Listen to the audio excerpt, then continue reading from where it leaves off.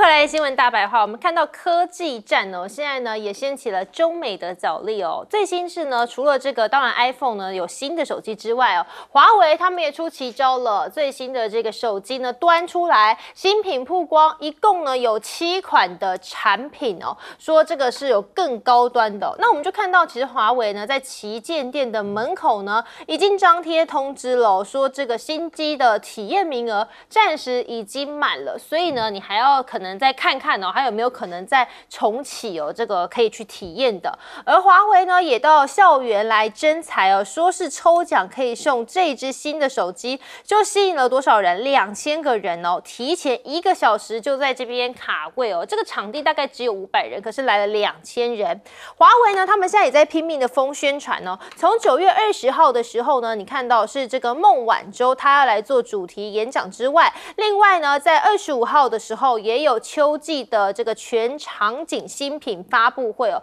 现在华为呢，他们也要力拼突围哦。很多人就说，为什么他们有这样的能力呢？到底怎么做的哦？所以我们看到是不是因为这个他们的所谓狼群的文化呢？其实过去哦，这个轮值的董事长呢，他就有直白的说，国产晶片虽然说是小学生跟博士生，也就是说还比不上人，但是呢，他们会努力来追求。我们先来听一下。我们认为美国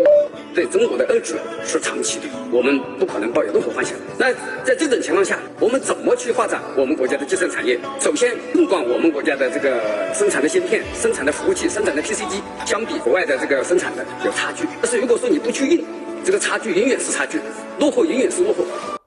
所以听到哦，他还是说呢，坚持一定要发展这个。还有一个原因呢，就是认为说，如果我们一直停留在小学的水准的话呢，那要被对手攻击和窃取资讯呢，很简单。所以国产化当然不等于就是安全，但只有把能力提升，才是真正具备安全的能力哦。所以被形容说，这个就是华为的狼性文化哦。在华为发展历程当中呢，尤其是任正非，他对于危机啊，也是特别的有这样的警觉性。所以就说是因为这些凶悍的企业文化，让他们可以成为连跨国巨头也是会觉得说有一点惧怕的一个土狼哦，这是中国大陆的形容。那么当然呢，美国现在说，虽然说要限制华为的出口零部件以及技术啊，可是呢，有这些狼性的文化，即使有一些限制哦，华为呢，他们当然呢还是希望说可以卷土重来哦。好，是不是看到这样哦？我们看到呢，曾经在台积电哦，在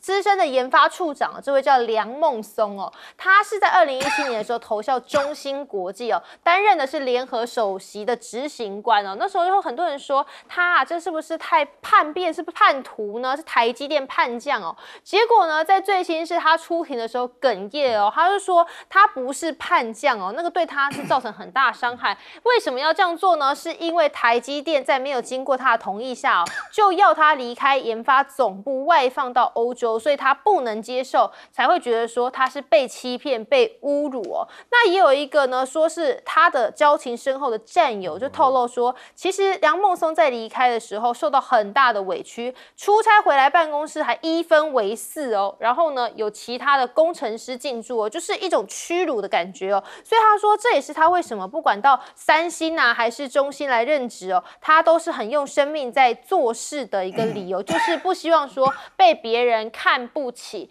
那我们就看到哦，现在真的是华为的手机呢，在很多个国家，甚至很多的政要啊、元首啊，他们也都有在使用哦。是这个越南总理哦，就对华为先是做出了高度的评价哦。这位是总理范明正哦，他就在访中期间呢，也会见了华为公司的高级副总哦，也是这个亚太地区的总裁。那他就说，华为在全球的投资和效率，要对他们祝贺，也感谢呢他们在越南的信任啊和一些投资。那当然，华为是表现的巴蒂啊，就跟他说，希望也可以成为一个跟越南非常好的合作伙伴。另外是柬埔寨的这个首相哦，洪马内，他到中国，这个也是他上任之后第一次出去访问哦。那也跟华为董事长2个人是有见面的。另外是委内瑞拉的总统马杜罗，他讲得更直白了，他说自己呢是有用华为的手机哦，而且他大赞说用起来很棒。棒，因为呢，什么原因？因为不会被美国给监听哦，所以他说他也认为说这个应该要大家可以来使用哦。那么俄罗斯的网红就说，确实哦，也是因为呢，它是一个中国大陆第一款完全突破美国封锁的手机，所以他认为应该每个俄罗斯人都要买起来哦。来，先请教亮哥，怎么看说华为现在这个出奇招哦，对于呢这个美国的一些科技来讲，是不是造成蛮大的压力？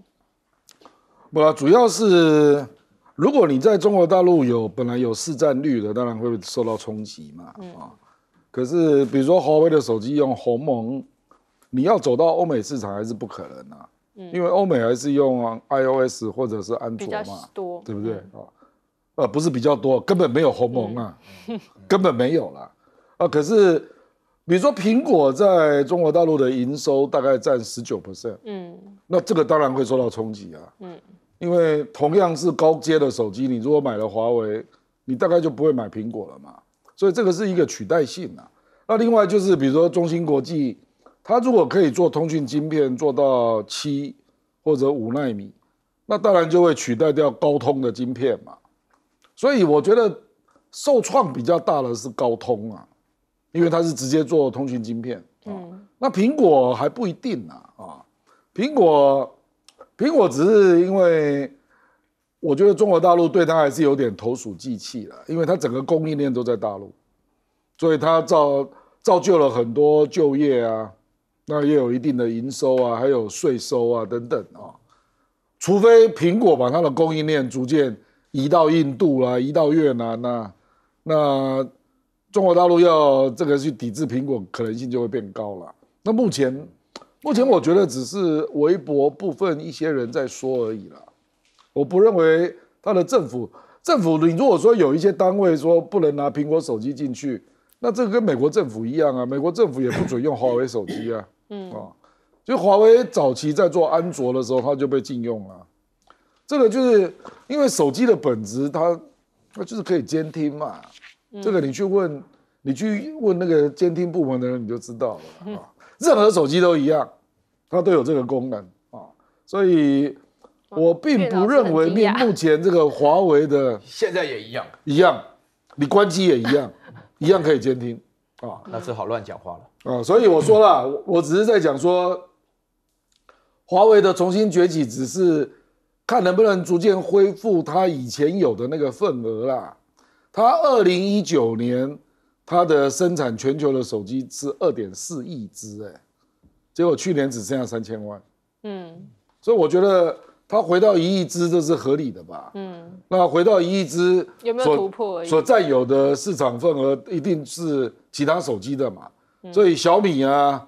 ，vivo 也会受到冲击啊，也不止苹果啦。所以可是华为不是只是一家手机公司啦，所以你看到它那个9月20号、25不是有发布吗？它其中有一款叫做新闪的耳机啊，取代来那个就是不太一样的，你很难说它是属于手机啦。这个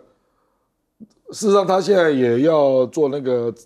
电动车的智能平台嘛，已经推出那个问界 M7 啊，所以我是觉得它可能更广义是一个要连接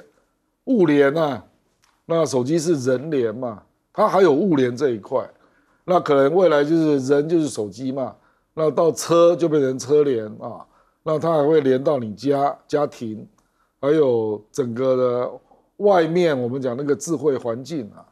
它会越来越像这样的公司啦。就是科技的造就的智能跟数位的连结啦，这个跟苹果就相当不一样。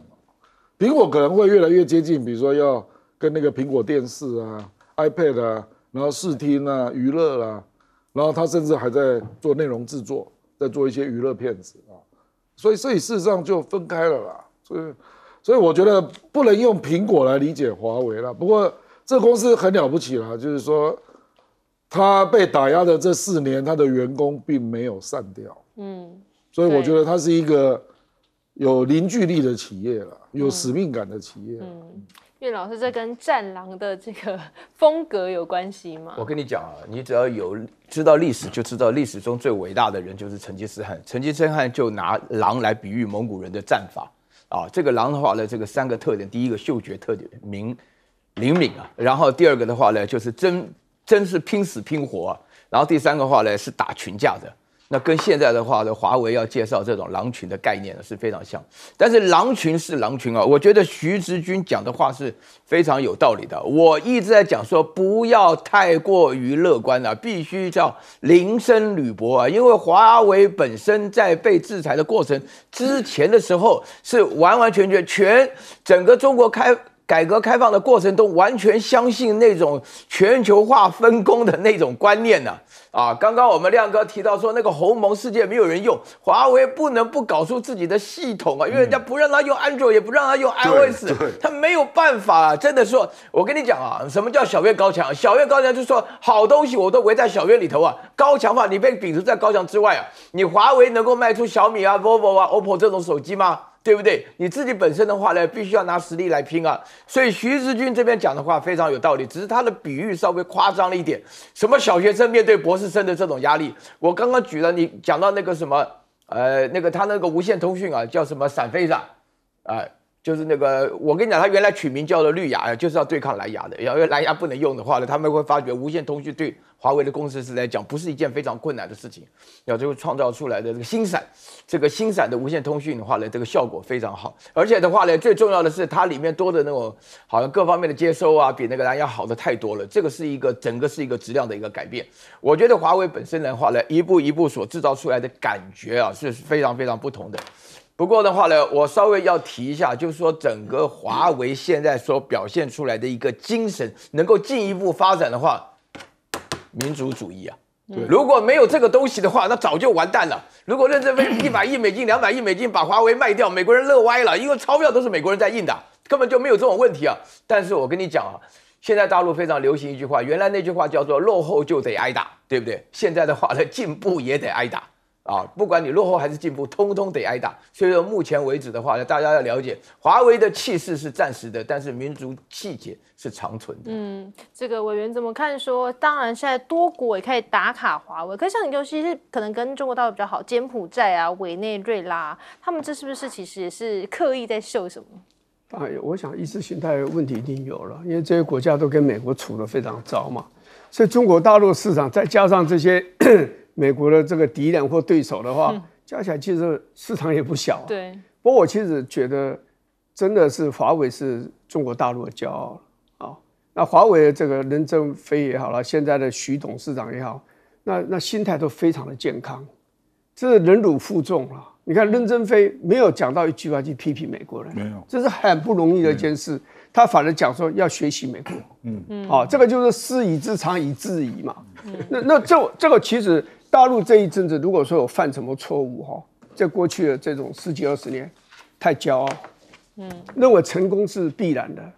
变得很骄傲，有点肆无忌惮。这个不晓得这样子就树大就招风，就被人家修理这样子。所以像任正非他们这种态度就对了，你就低着头，匍匐前进，但是是不断的向前走这样子。不过华为其实它还是有它的危险我想任正非自己本人大概晓得。你看它的晶片，现在最新的手机出来了真的很亮眼这光看外表就真的很迷人，可是这里面拆开，你还是有韩国的晶片韩国晶片公司说这个我没有卖给中国大陆我遵守美国的这个要求怎么会这样？他们要调查这个如果未来断货了怎么办？第二个，它现在是用7奈米的技术做出来了，可是良率不够，所以你要很大量的生产是真的是有它的困难良率不够，而且这种方式来生产7奈米可以，你有办法再往前推进吗？可以做更高阶的那个晶片吗？其实这个困难是存在的，也就是说美国一定会用尽所有的手段来对付你，也不是他非常恨你华为，他用同样的手段也对付过美国的公司，日本的公司，也对过法国的公司，对付过法国公司。为什么？就美国就认为说我一人独大是应该的嘛。所以华为这款手机出来某种程度来讲，我相信欧洲有些国家心里也是觉得不错你不如让美国一个人独霸天下稍微有的人就会觉得说，你美国干嘛打压一个国家，打压到这样一个程度，打压一家公司，而且这公司好像也没有对你这拥有者也没有对你批评什么，只不过是可能赚了一些市场的钱而已。可是还是辛辛苦苦，像5G 的设备，它的专利有多少？全世界最多的，所以它赚钱是赚得很辛苦嘛。不管怎么样，我们也乐见啊，任何这种竞争啊，都会带给人类这样一个进步啊。就是祝福华为啦，但是我看前面的那个美国人设下来的障碍只会更多，不会更少。所以就看这匹狼可以冲多远。休息一下，马上回来。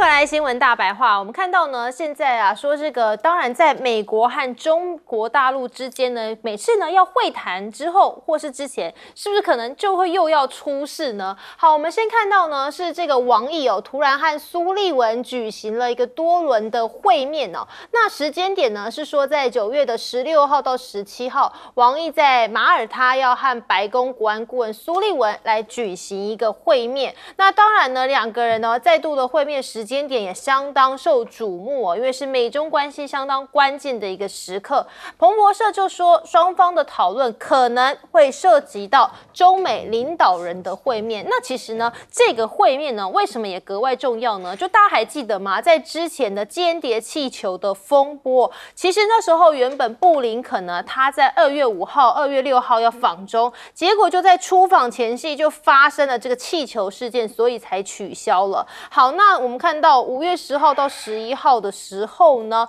也是就是苏立文在欧洲跟王毅见面之后呢，要侦查气球事件之后说是美中高层首次的会面那么呢，结果马上就发生南海的上空有战机交锋，而且美中还互呛说你才是挑衅的人这是不是其实呢也是要替自己这个增加筹码？就是两个人只要一会面就会呢开始先有一些动作。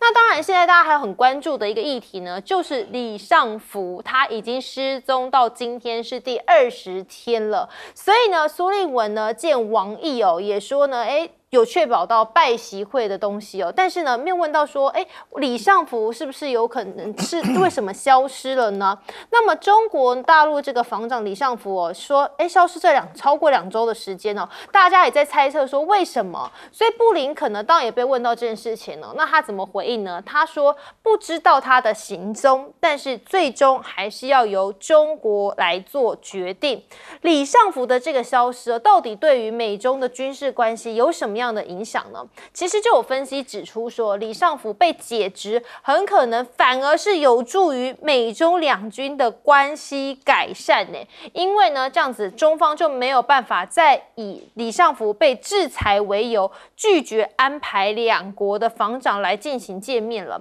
不过观察人士普遍还是认为说，这件事情其实影响不大，因为美中对抗的大局目前不存在说一定要见面这样的条件那美中两国呢，其实也在全球扩大这个间谍的活动各显神通，现在就是在过招当中。我们看到呢，这个 CIA 说是正锁定习近平的决定看看呢他现在在这个李尚福的事件他怎么做，所以呢也希望说可以进行情搜，另外也要了解一些大陆的政局的内幕还有呢就是说之前秦刚为什么会突然被免去外长的职位，以及李尚福为什么到现在还是神隐的。可是呢，另一方面呢，我们看到美国呢，这个可能有一些外患有一些隐忧因为这抗美联盟是不是也正在扩大当中呢？好，金正恩呢，他是结束了访问俄罗斯的行程，要返回北韩，他下一站很可能就是要去中国大陆。那韩联社呢就有报道说，金正恩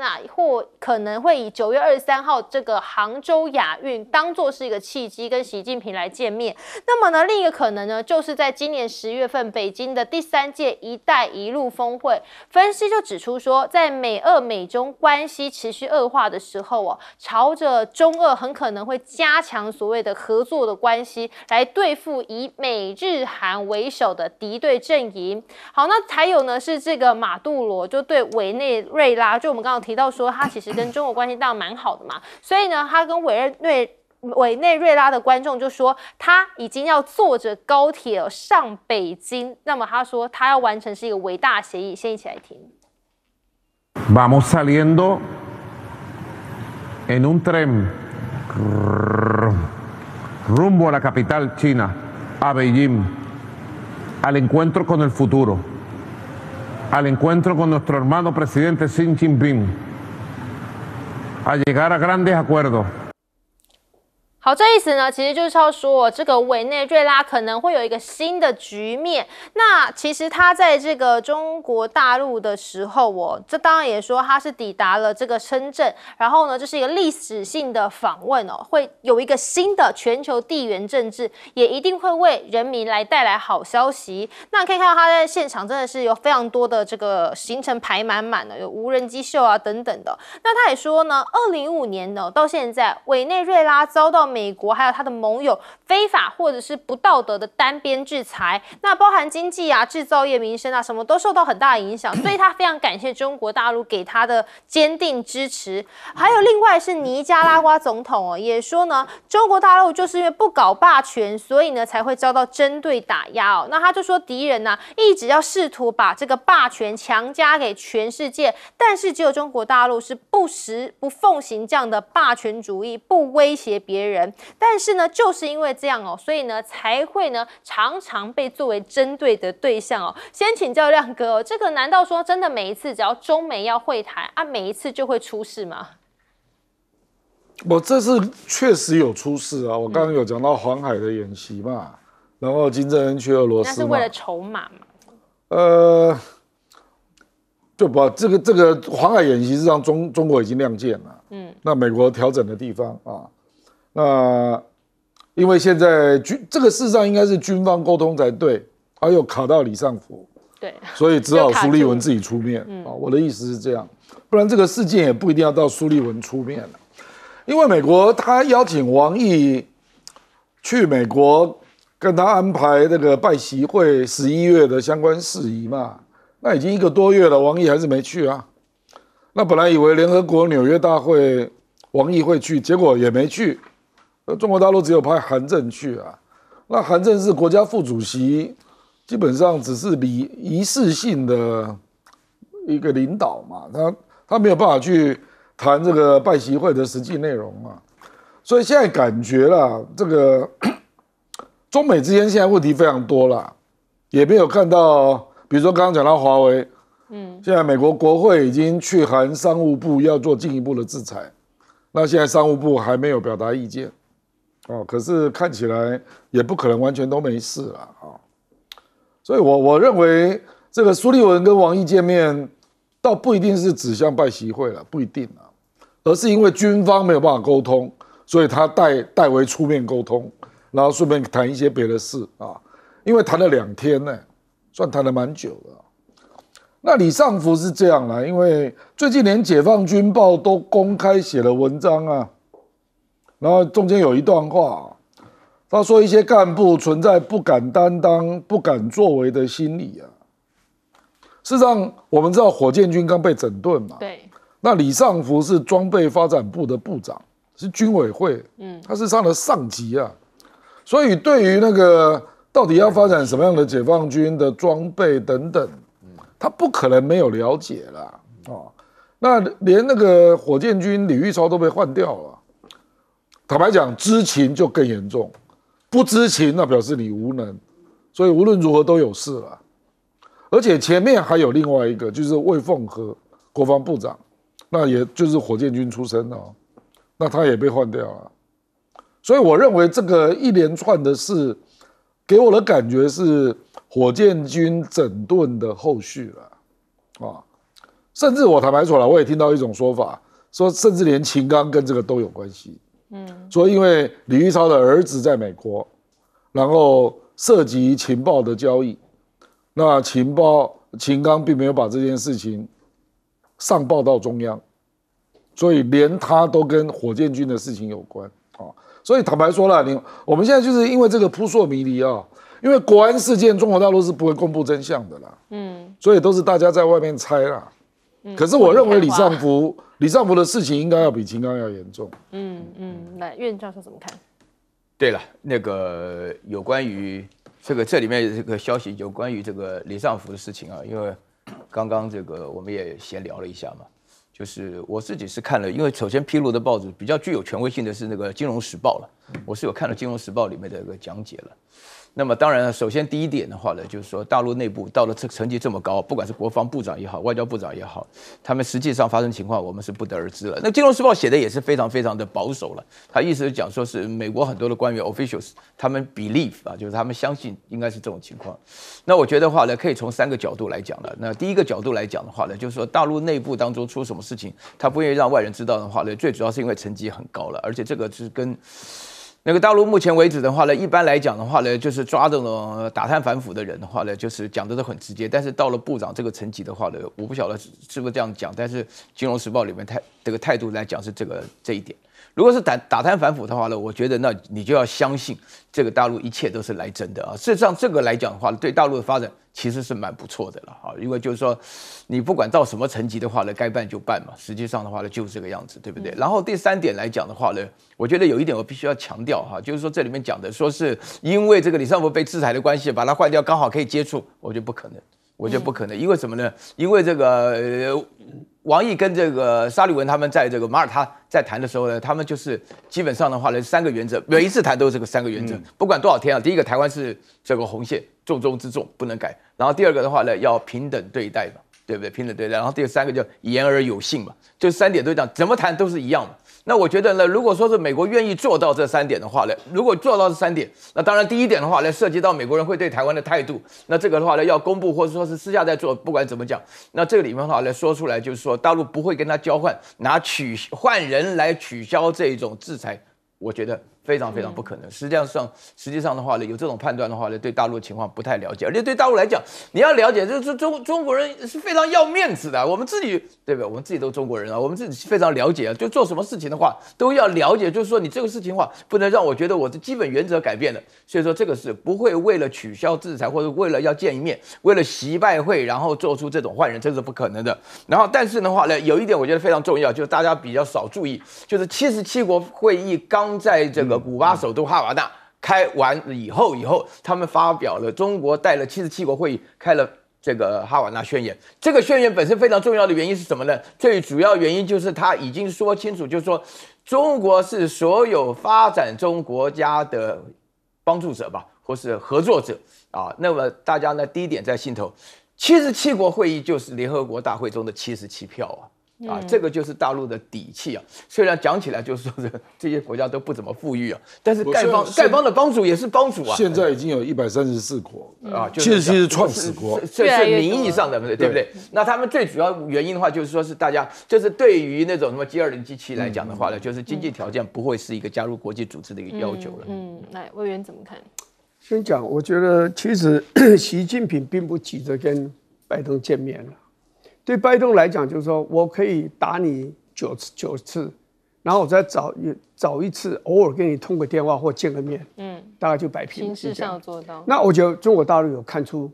美国的这样的一个心态，所以习近平其实G20，你说他因为不想跟印度见面，我觉得未必啊。最重要，他就不想跟拜登见面，他都觉得说我跟你谈，没什么好谈，没有什么好谈，因为谈完以后你还是这样打我。我认为是这样。这李尚福的事情，我的感觉是这样了：一个外交部长突然间不见，你现在再来一个国防部长不见。说实话，对一个中国大陆自认为自己是个世界大国，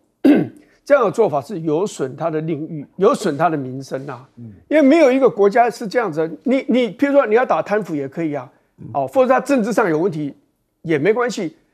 那你就是给一个名义嘛。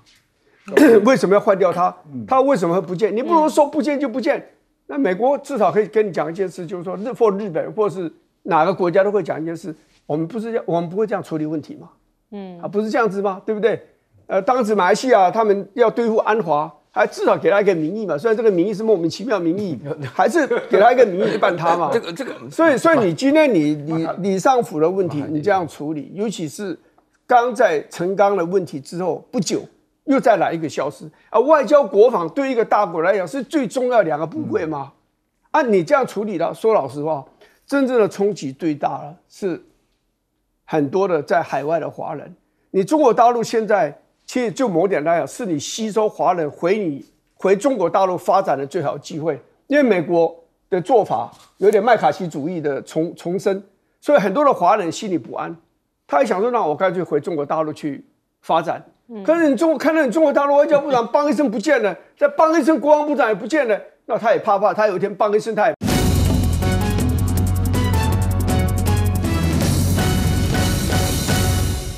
观众朋友，欢迎持续锁定1500新闻大白话，我是今天的节目主持人李作恒。首先来邀请这一节参与我们讨论来宾，国际战略学者林玉芳，大家好；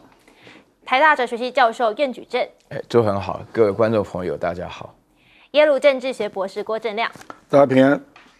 好，我们先来看到现在当然呢，大家也很关注说这一次的总统参选人他们的一些两岸啊、国际的论述是什么。那么这个先讲到是侯友宜哦，侯友宜他最新是抵达华府了，那他就说，如果新总统没有能力可以稳定台海的话，那美国也不会乐见，所以他就说，未来呢，总统重点就是要处理好两岸的议题，没有稳住台海安定的力量的话呢，这个美国也不乐见。两岸是同文同种的，那两岸的领导人都要负起避战的责任。而另一头呢，赖清德他则是说，他要延续蔡总统的国家路线哦。其实总归来讲这个赖清德讲了很多个点但是呢，他的主要大方向就说他会延续蔡英文的路线，确定台湾走向民主的道路哦。那么我们就看到呢，在最新其实呢，两岸的这个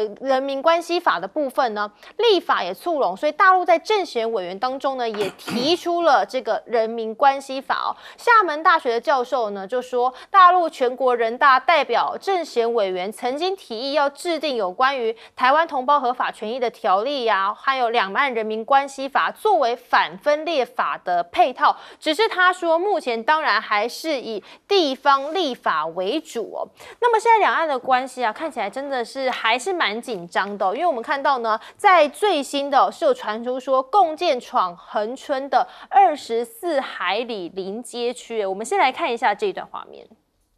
将被迫采取行动，将被迫采取行动。好，刚刚你听到呢，就是我国的海军呢有广播警告。那么另外呢，也有据传说有共军呢，这个像是呢在恒春的地方啊，他们也开始一些集结啊，来测试兵力就是我们在恒春的地方，他们现在也开始呢有一些反制的动作了。所以呢，那专家就说啦，恒春呢目前呢是有受测兵力的集结，推测就是随时可能要由训转战所以当然就是说现在的关系，两岸关系是不是也比较紧张了一些？而且呢，最新的是说解放军呢这个有112机舰大规模的出动侵扰台海，这个已经是创下至少是有记录以来的一个新高了。那么你可以看到这个路线图，真的是算是密密麻麻时间呢就是从17号的上午6点到今天的上午6点国防部当然又发布这都差不多讲的就是呼吁北京当局要负起责任啊，即刻停止此类破坏性的单边行为。可是这个东西不是说你在这边喊一喊可能就有效的我们看到呢，就说国防部啊，现在也针对共军的动态他们要罕见的说要指出掌握这个监控共军包含地面防空和远火等等的部队动态那怎么来呢？研判就是说透过美方提供的卫星即时侦造情资。另外是读卖新闻也有提到说，美军是致力的加强这个他们的国军那计划呢，在2025年前要在加州的美军基地有训练600到800人规模的一个陆军部队还有日本的新防相呢也说，确实现在看起来中国大陆的军事动向是令人比较忧虑的他就说，对于中国大陆现在快速扩张的军备还有在东海、南海呢活动频频，非常的忧虑。那甚至美国还有说，中国间谍已经渗透台湾嘞。就是纽时就讲说，美中呢扩大全球的情搜，所以呢，在这个中国间谍部分很多已经是渗透到台湾政府的部门了。那还试图要了解美方是如何引导台湾使用某些武器或者是这些秘密的训练等等所以很多人看到这个就是说，呼喊呼叫叫总统蔡英文哦，你要不要出来？因为呢，他还说你这个共谍要不要抓呢？那其实呢，现在看起来说，你以为美方在帮你吗？可是其实很多动作来看，是不是美国根本也不想跟中国大陆作战哦？看到最新是这个舰队啊，直逼关岛哦。那央视就说，山东舰呢吸了13艘的护航编队，从台湾岛的南部鹅銮鼻角东南60海里这边出发，进西太平洋来训练哦。那美军的这个参联会主席密利呢，也不断的强调说，美国应该是要用力的、竭力的来避免和中国大陆开战哦。那其实之前大家也在说这个高空气球的议题哦，美国情报局呢就非常肯定的说，这个其实你们也不要太担心，因为呢，在2月被击落的这个气球当中，没有在美国上空所收集到的情报哦。还有军事新闻的网站也提到说，美国海军内部呢有一份评估的简报，是今年7月开始在网络上流传的，而其中有一章内容就是说，中国的造船厂产能超过2300万吨，那美国是不到10万吨哦。那美国海军就回应这样的询问他也证实说，这份文件是真的所以说就算要交战可能美方也不一定呢可以取得比较好的优势哦。先请教亮哥怎么看说呢？现在这个两岸是不是真的是这样子兵凶战危的？我们随时说 stand by 可能要准备了这样。倒没有了，因为他有很多演习不一定是针对台湾比如说今天早上这个103架的飞机嘛它事实上最近比如说通过巴士海峡都是往关岛方向，而且最近飞的军机还包括运油20但是空中加油机，在台湾作战根本不需要用到空中加油机所以显然是要展示它有一些飞机可以经过加油，然后抵近关岛附近，那也可以做空对地的攻击这样因为最近美国跟中国大陆真的连续发生好几次，比如说大概3天前就是68架，也是一样，也出现了运油20。那最近的绕台飞行就开始出现运油20这种空中加油的模式了。那这给人家的感觉是针对关岛，针对关岛还有前一阵子就9月14、15嘛，就美国本来说要在仁川以西的黄海来做军演，结果中国大陆就先给你搞军演，然后还提前公布说把你包在里面，结果美国临时换地方换到那个韩国以东所以我坦白说了，就是双方都有点在亮剑可是那个就是有点在确定，就是说，我的地盘到哪里，你的地盘到哪里？我甚至认为那个苏立文急着见王毅跟这个也有关系那当然也包括就是金正恩去访问俄罗斯嘛，那很可能会愿意提供给俄罗斯传统的炮弹。那我觉得美国也很想确认中国的态度了。所以我觉得最近坦白讲，很多的事情是美中俄的军事角力居多啦那我们也不要说发生这种事，我们就把自己无限放大，说都是针对台湾这样其实他们的角力项目可多了，那不一定是针对台湾比如说黄海、渤海，那个就是针对朝鲜半岛跟中国大陆。黄海距离北京只有300公里这北京怎么受得了？那以前被你这样演习就算了，现在它的作战舰的生产能量远远大过你，它当然就要亮剑了嘛因为你刚刚也讲到那个数字对，就是每年的产能，中国大陆是2320万吨，那美国只有10万吨所以美国现在也急着在找那个，要么就建立自己的产能嘛，可是它的造船业都跑光了，所以也急着要跟印度嘛，也许会跟韩国嘛签署那个军舰的维修的中心嘛可是坦白讲就是你再怎么算到2040年，中国大陆的军舰还是远远超过美国啦。那个航母不算航母不算。那你作战不可能直接用航母来作战嘛，很多都是需要用作战舰。那作战舰，美国真的是落差越来越大了。所以在这种情况下，你当然就可以去想象，就是为什么中国大陆决定在黄海、渤海要硬起来。他会觉得说这是我的内海，你不可以靠近啊，就好比你不能跑去加勒比海演习一样啊。美国也觉得是他的地盘啊，一样的啦。所以我觉得他们最近应该是在调整这种军事的红线，那就都用实力来较劲啊，然后慢慢的再重新调整嘛，那因为目前美国跟中国大陆的军方没有办法做高层对话嘛，所以苏利文只好自己又来了，这个马尔他这个会谈谈了相当久啊，谈了2天呐，所以我相信有谈了非常多重大的议题。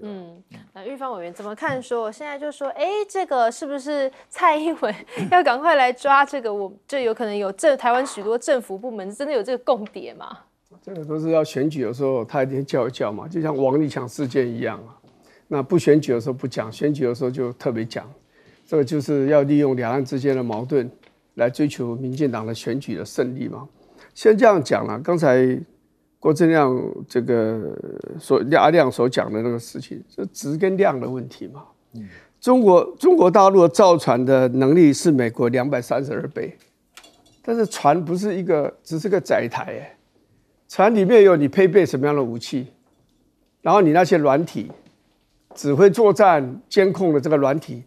的那个品质怎么样？所以基本上来讲，美国的海军的作战能力还是远超过中国大陆。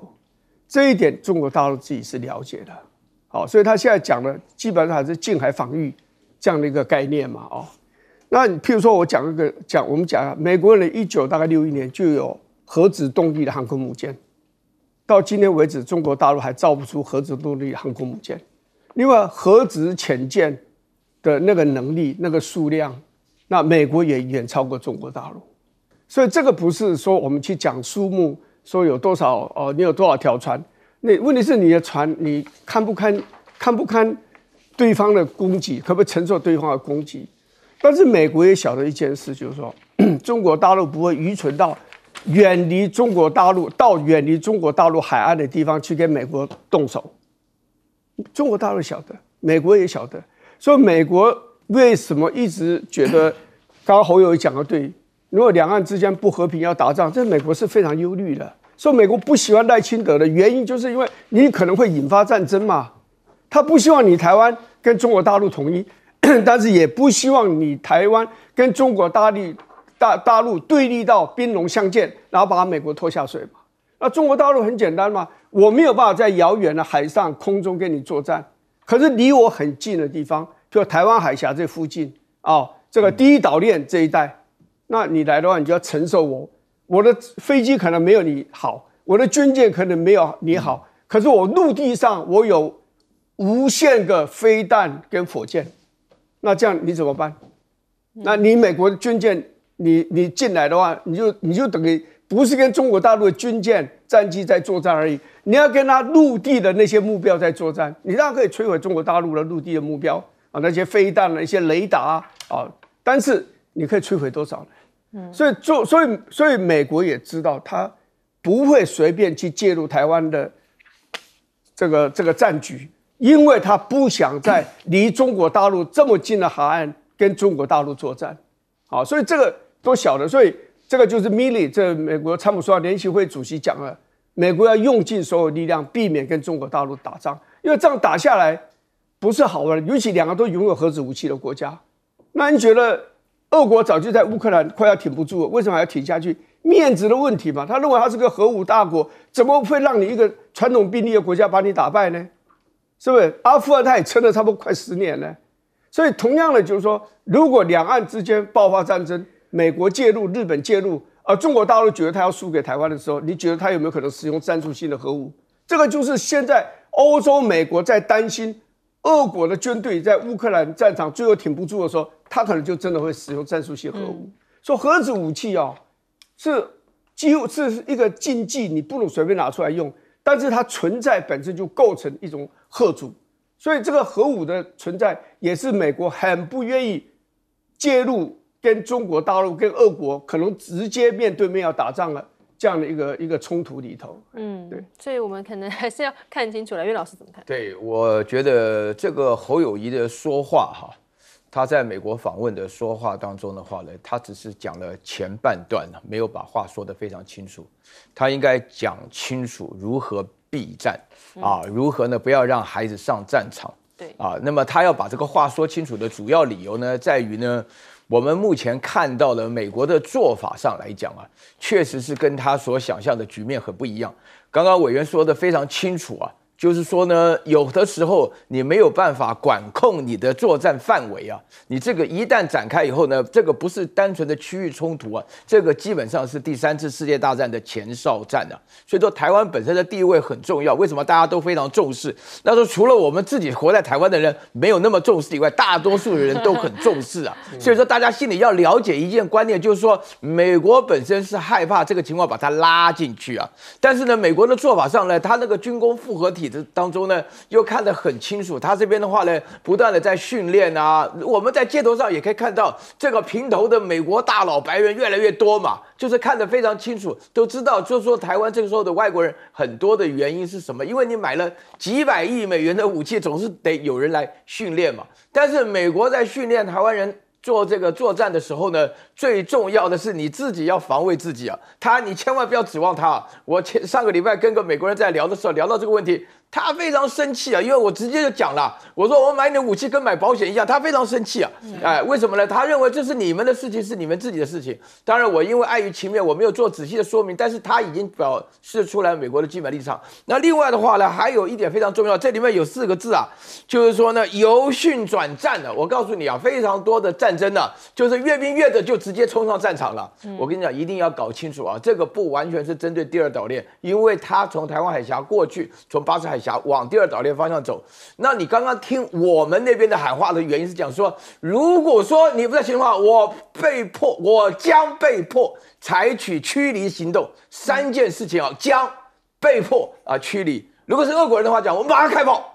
那就对了，那就对了。那我在这下子小冲突就变成了大战局了啊！所以说这里头的话呢，因为大陆出现了频繁比例啊，所以说我认为大家要搞清楚啊，目前为止大陆对台湾也是有和平动作的，因为这边讲到了说是要开造这个台湾同胞合法的权益条例啊，两岸人民关系法，这个是针对于反分裂法里面做了一个补充，这个非常重要，因为你反分裂法的话呢，按照这种反分裂法的话呢，就只有统独2种立场。那剩下的话呢，我可以说全台湾绝大多数在反分裂法的里面的划布，属于就是不管你是台独也好，独台也好，但是这个本身来讲，在法理上一刀切是有问题。那他们做这种列入的这种方式，从福建开始做起啊，比如说的话呢，政见啊、福利啊、社会啊各方面工作权益啊，这个都有保障的。所以说这个事情啊，要看整体来讲的话呢，就是说我觉得啦。这个战争与和平之间呢是2个选项，但是我要强调一点啊，战争从来就不是一个选项。一个负责任的人的话呢，战争不能够作为一个选项。所以说，不管怎么讲的话，赖清德这边讲的话，顺着这个蔡英文的路往下走的话，会走到什么情况，大家心知肚明啊。所以这个战争跟和平大家就是还是要睁大眼睛看清楚。休息一下，马上回来。